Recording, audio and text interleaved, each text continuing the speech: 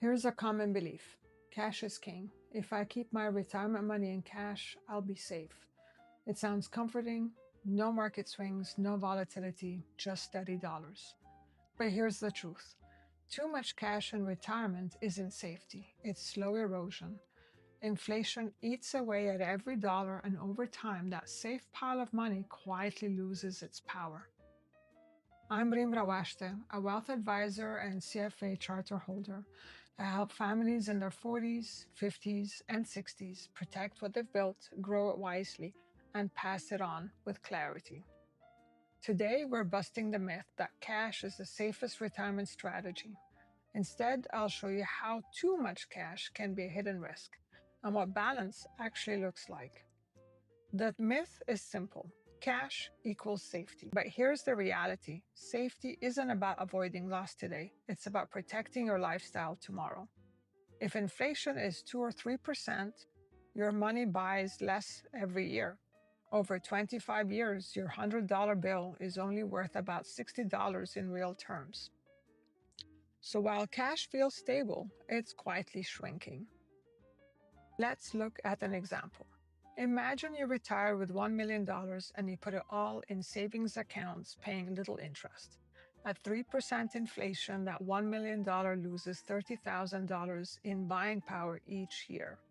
Fast forward 20 years, your million might only buy you what $550,000 buys today. Now compare that to a plan where part of your money is invested for potential growth. Yes, there are ups and downs, but over time, the goal is to keep pace with inflation and protect your future lifestyle. So what does balance look like? Think in terms of 3 roles for your money. Liquidity. You need some cash for emergencies and flexibility. Stability. Low volatility investments for near-term spending. And growth. Long-term investments with an eye on outpacing inflation. Cash has a role, but it's not the king. It's one member of the court. So let's bust it clearly. The myth, holding lots of cash keeps you safe, and the truth, too much cash quietly drains your wealth. A better strategy is balance, not hiding from growth. The real danger isn't losing money in the market. It's losing purchasing power while standing still.